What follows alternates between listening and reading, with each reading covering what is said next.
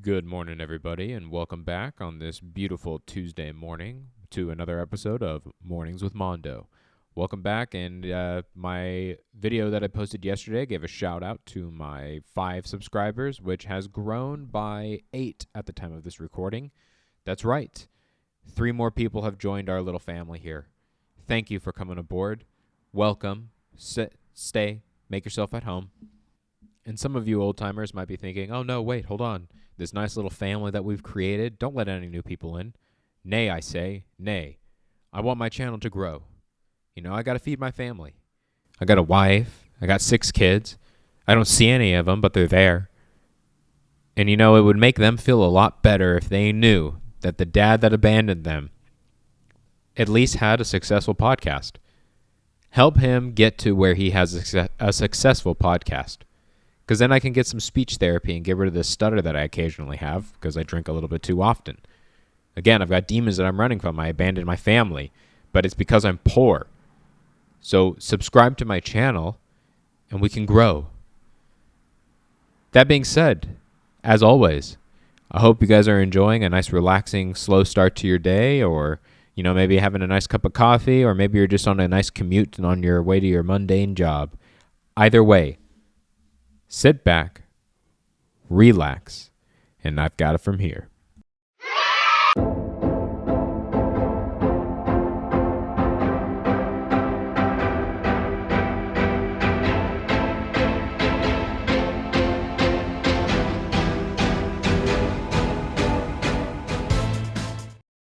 Alrighty, the first story that I'm going to be covering is something that kind of hit close to home. Really touched my heart. I feel like I'm not hearing enough Mexican victories, and it's nice to get one for the team. I have this successful morning show that started, Mornings with Mando, brought to you by the S Bros podcast. Tune in for that, where me and my brother talk about just movies. But I also have a lot of pride for when my fellow countrymen rise up and succeed in something, such as 5 students from Moises E. Molina High School have become licensed carrying, fully certified security guards thanks to a new law enforcement pathway class. As part of the school's nearly 7-year-old law enforcement pathway class, students can now prepare for a Texas Department of Public Safety, DPS, test that can earn them a license as a Level 2 private security guard upon turning age 18. 5 seniors have recently become the very first in Dallas ISD to do so. The students have already earned a certificate of completion in their junior year, which qualified them for licensing their senior year, provided they had a state-issued ID and were at least 18 years old. Earl Felton, a former police officer and first responder, taught the class, which covers everything from the history of law enforcement to hands-on techniques of how to properly use handcuffs and investigate crime scenes. One of the biggest points I hit on is making sure they don't present themselves as police officers and knowing there's a huge difference between the two roles, Felton said, according to a news release from Dallas ISD. The students are not licensed to carry firearms, but once they are 18 years old and licensed by the state, they can seek employment. They can work at events, concerts, basketball games, football games, explained Felton, according to an NBC 5 DFW. Pretty much anybody that hires a Level 2 security officer who's interested in hiring an 18-year-old who just got their certification, they can go work for them.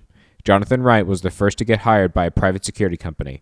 I was the youngest security guard there by a long shot, Wright told NBC5. But I know just as much as them, so I feel that this class has well prepared me for the field. Let's give it up for one of my brethren, one of my brothers from another mother. Getting his second, or being able to get certified to be hired on as a security officer, getting a job. I feel like college was pushed so much when I was growing up, and trade school was never something that was discussed. And there's some really good benefit from being able to just go and do something that not everybody wants to do. A hard job, a dirty job. Micro, get at me. But this is a good thing and a good sign for the community that there's these programs in place that'll help prepare for an alternate future for those kids who don't want to just get saddled with large amounts of college debt, who don't want to just have to go out and try to find something that's not necessarily going to be satisfying or allow them to have something that I think as adults you realize as you get older is more and more important, a work-life balance. Without a work-life balance, you're not going to be happy. If you're just always working and very rarely having a life, that's not how human beings are meant to live. Go live, be free, be happy. Find something that makes you happy. Trade work all the way. Myself, I'm an aspiring electrician. First year apprentice. It's good. It's a good, fun thing to be able to exercise your mind, to be able to learn something different that isn't just you going and sitting down in a classroom regurgitating information for like 8 hours a day. That's not the job I want. But they are not licensed to carry. Thank God. Let's calm down a little bit. At least, give them batons, maybe a little taser, nothing too crazy that'll let them actually do any damage. But, let them be present. Let them learn. Let's pump the brakes a little bit if we're just going to hand. What? Next, we got to let them own houses and let them vote? Please. The next story I'm going to talk to you guys about is something that the Dallas Morning News put out. One of my competitors and rivals, and they do good work. Maybe not as best of the work as I do, but at least they're coming close. They're trying to reach for the pinnacle of success that I have. They don't have the strong 8 that I have. They don't have the following of the 8. They don't realize that I'm essentially the Dallas Casey Kasem. Self-proclaimed Dallas Casey Kasem. But here, this next story that I'm going to be bringing you is the 4 things to know about the state of childcare and early education in Texas. The importance of having high-quality, affordable, and accessible childcare is bubbling up as early childhood development advocates push for how Texas can support its youngest. Children do better as their parents do better, and when families thrive, our communities succeed, said Tori Mans, president and CEO of Child Care Group. Early education leaders and lawmakers came together to discuss the state of early education in Texas at a panel hosted by the Dallas Regional Chamber on Thursday. The panel was made up of State Rep. Angie Chen Button, R. Richardson, Natalie Boyle, CEO and founder of Annie's Place, which provides child care and healthcare patients and staff, Janie Schultz, Dallas City Council member for District 11, and Maines, whose organization delivers early childhood programs for tens of thousands of children, parents, and teachers annually across 10 counties in Texas. The Dallas Regional Chamber is a supporter of the Education Lab. Well, that's all good things, getting together, trying to figure out the state of how early childcare is, because I don't know if you guys know this, but our kids are getting dumber and dumber. You see that clip that comes across the internet where you hear Jaden talking about, can we not just talk about the socioeconomic state of the world or something? That's a 1 in a million kid right there. No kid has ever come up to me and asked me how the socioeconomic condition of the world is doing, and I'd be like, it's fine, could be better, but it's fine. But no kid asks me that. So I don't know if you guys realize this, but kids are getting dumber. So we need to be focusing on this stuff a little bit more. And like this article says, the importance of having high quality, affordable, and accessible childcare is bubbling up for early childhood advocates. Well, early childhood development advocates. I think we're all advocates for early childhood. Let kids be kids, I say. They don't need to go to the mines immediately. Let them go to the mines after they're, like 6 or 7. About 62% of Texas children caregivers work outside of their home, Maine said. State and local leaders need to ensure such children spend their days in a quality environment that properly supports their development, she added. A baby's brain will double in size during their first year and grow up to 90% of its adult size by age 5, according to the University of Houston and Rice University report. The brain development that occurs during children's early years lays out the foundation for all future learning. It gives parents peace of mind to know that they can take their child and quality of program every single day, and then they can go and focus on their work, Maine said. Here's some of the issues that the industry faces. In Texas, the average wage for a child care worker is about $12.46, Maines noted. As much as they love working with young children and nurturing these young people, they can't pay their rent in hugs, she said. They absolutely have to make more money. Low pay can turn people away from such positions, further fueling their exodus. If the staffing of educators across the country is at a crisis point in childcare, it's even more severe, she added. Among parents, childcare burdens often come from the often high costs. Parents are having to make tough choices, she said. The cost of living has gone up, wages have not kept pace with inflation, and parents simply cannot afford care. I agree. It's hard out here for a pimp. It's hard for you to be able to make sure you can pay all your bills, feed your kids. They don't make it easy.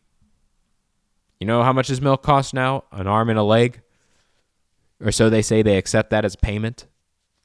I remember when it was just sitting outside your door in bottles, glass bottles in a steel cage. And then it went from steel cage to wood because steel was getting too expensive. And then from glass to plastic because it's just more affordable that way. And now we can't even find it in the stores for less than like $20. It's insane. How employers can tackle the needs of staff and their families. Boyle first partnered with Parkland Hospital to provide on-site childcare for patients undergoing treatment for going in for a medical appointment. Well, that's really nice of them. Shout out Parkland Hospital. You know why, guys? Because we have to take care of the children. Because, again, they're dumb. They're weak. They're frail. How do we reach these kids? I'll tell you how. We reach these kids through investing in them. Let's make sure we're paying these childcare workers a wage they can pay their bills on. I want to make sure that the 12-year-old who's watching over the children can at least afford to buy a BMW, not roll around in a Honda Civic like some poor person. Lord Almighty. Well, that was some good news that school system's trying to enact. Let's go to something that kind of caught my eye that I think also needs a little bit of attention drawn onto it. I don't know how I feel about it, but we're going to get into the nitty-gritty and go into it. Coming up right after this. All right, this next story, like I said, got me a little hot under the collar. The title of this article is Which North Texas Schools Will Close for the April Total Solar Eclipse? So I'm going to tell you how I feel about this first. I think it's good. You know, if those kids are going to actually grow in their spirit powers, they need to not be inside of the school, the prison. They need to be out there absorbing the solar, absorbing the eclipse. They have to. Wearing those goofy glasses they're going to hand out, staring up at the sun. Okay, you need these children to have eyes like Wyatt Earp. They need to be able to see down in the distance. We're in Texas. We don't raise babies. We raise men and manly women. In about 2 months, most of the North Texans area will experience a total solar eclipse as the moon will appear to block the sun in a once-in-a-lifetime event. Some school districts already are announcing plans to cancel classes and close schools as the April 8th celestial phenomenon approaches. Good. Less school? Good. Kids getting dumber? Good. Others are planning for students and staff to watch from campus, partnering with the Parrott Museum of Nature and Science to provide enough eclipse viewing glasses for their campuses. Officials at Ennis ISD, about 40 miles south of Dallas, announced the district's plan to close in January. They are anticipating staff and students will opt to skip school that day to experience the event, which will last longer in that city than others because it's directly on the eclipse's center line. Wow, lucky bastards. Additionally, city officials estimate up to 200,000 visitors will be in town, which means heavy traffic could impose on students' transportation, EISD officials said in a statement. About 22,890 people live in Ennis, according to the latest U.S. Census Bureau estimates. While we understand this may be... Oh, hold on. Stupid paywall.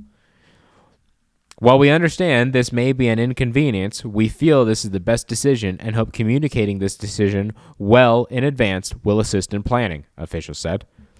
Here is the other schools planning for April 8th. Dallas ISD does not have plans to close. Allen ISD will hold classes as scheduled. Students and staff will be provided with eclipse viewing glasses, which were received through a donation. Students in all grade levels can participate in lessons designed by Allen High School astronomy students.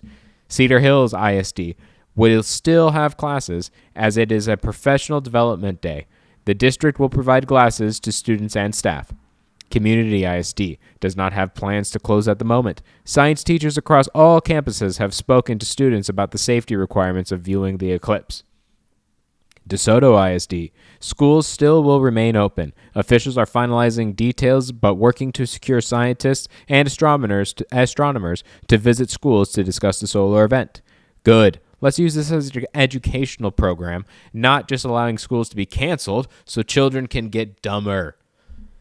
Highland Park ISD students and staff will experience the eclipse from their campuses. The district will provide protective glasses. Officials also have created a dedicated website with resources at hpisd.org/eclipse. Plano ISD has provided campuses with guidance on safely viewing the eclipse and connecting it to the lessons. It has purchased solar eclipse glasses for students and staff, and there's just so many counties in Texas, I just can't go through them all, but they're all having some plans. Some of them have no plans, but everybody's going to get some glasses so they can stare into the sun when it's being eclipsed. You know? And that's good. That's good. We want the students to be able to view the once-in-a-lifetime viewing event. That's important. So good on the state of Texas. God bless this state. That's why I don't know where my 8 subscribers are from. They could be anywhere in the world. Some could be in Ukraine. Some could be in Russia. Some could be in Israel. Some could be in Palestine. They can't because there's not much internet there. They probably don't hear much of my show. But I imagine my fans reach all across the globe of all different faiths, beliefs, and backgrounds. And I just want to, again, espouse that we're about love here and anti-war. But I'm not a fan of letting homeless people live in my house, so that's never going to happen. Please don't ever come at me like that. I swear, my bulldogs will attack you. But again, I love everybody, and I want everybody to stay safe. So we're going to actually go into some happy stories that are going on around Texas. Or actually, not even Texas, just in the world today. Because sometimes you need to step out a little bit just so you know some good things are happening. I remember we've already covered about the Burger King worker's home, the one who didn't miss a day of work in 27 years. Try hard. We've already covered the Gaia, an 8-month-old footed black cat, was recently welcomed to a zoo in Salt Lake City, which hopes to help her revive the population of her species. That's awesome. So she's just going to go out there and get laid a lot. Pennsylvania Animal Shelter, the Adams County SPCA, celebrated a true miracle after all of its animals were adopted and returned to their owners for the first time in 47 years. Well, that's fantastic. That's always good news, you know. I'm sure we all grew up on Homeward Bound. We all remember Homeward Bound and how much we wanted those animals to be with their owners again. Man, good things happening all around, even if, the border's going to shit. We're in 2 hot wars. But at least dogs and cats are getting adopted. Air Force Sergeant's Reunion. A bomb-sniffing dog is heading to a blissful retirement at the home of the Air Force Sergeant he bonded with before they were separated for years. Well, that's really sweet. A 104-year-old skydiver, Dorothy Hoffner, a 104-year-old Chicago woman, skydived from a plane aiming to break the record for the world's oldest skydiver. Wow, damn. How traumatizing would that be for the skydiver who was strapped to her if she just died of a heart attack and he was just, they're just free falling. They land. He's just strapped to this dead woman's body. Fascinating thought. Knicks player's roommate, Knicks center Mitchell Robinson, invited coach Butch Stockton to come live with him in New York and get his mind back straight after Stockton endured tragedy. I know nothing about any of those. I don't know who Mitchell Robinson is, and I don't know who Butch Stockton is, but it sounds like at least some brotherly love is going on there. Good. Sister Jean Loyola, university's beloved good luck charm, turned 104. I believe I've already talked about that. Starbucks Workers Foundation raised over $40,000 for beloved barista Karen Collinsworth. After her car was burglarized, was her car even worth $40,000?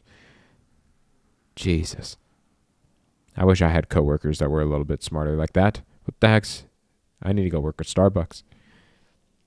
Well, we went over some of the education standings right now. We went over some of the news stories that are going on and affecting the education world, some of the thoughts of the people who are ruling over us, our overlords, about how they are trying to tackle some of these issues that they create and or don't really want fixed. So we'll see how it goes. Hopefully, everybody's able to eat food, sleep in a house, and maybe just hug a family member one more day. I appreciate everybody for tuning in. Means the world to me. Again, shout out to the 8, the hateful 8. I appreciate y'all. Welcome to Mornings with Mando. Please tune in for the Yes Bros podcast, where me and my brother break down just talks of movies, kind of how we feel about them, the things we do and don't like, kind of talking about the state of the film industry today, what we wish it was, what we really hate about it. Just all of the ins and above. Since he's my brother, we don't always see eye to eye on it, but he's got a good heart, and I'm teaching him a lot. He's younger than me. He's not that bright. He got his measles. Oh, I can't say that. Let's just say he got his measles vaccine, and it's starting to kick in. So, he's got a good heart. He's all of a sudden super strong, but he makes mistakes. That's why I'm here to guide him in the Yes Bros podcast. And, I'm going to be releasing my After Hours next week. That'll probably be launching on Wednesday, where I'm going to be doing Mornings with Mando's After Hours. And I'll be breaking down a little bit of history. Right now, I'm going through The Indifferent Stars Above. It is a story of the Donner Party when they tried to cross over the Sierra Nevada mountains and ended up having to eat each other. But that's neither here nor there. That's a little bit down the road. But I'm going to be doing basically a book club after hours, where I'm going to be discussing the first 2 chapters of the book. That'll be being posted probably about Wednesday, I believe. So please tune in. Tell your friends and family about us, and let's try to grow our family a little bit, guys. Again, my kids and my wife would love for the man that abandoned them to be able to drive a Ferrari. Like always, ladies and gentlemen, stay safe and stay breezy.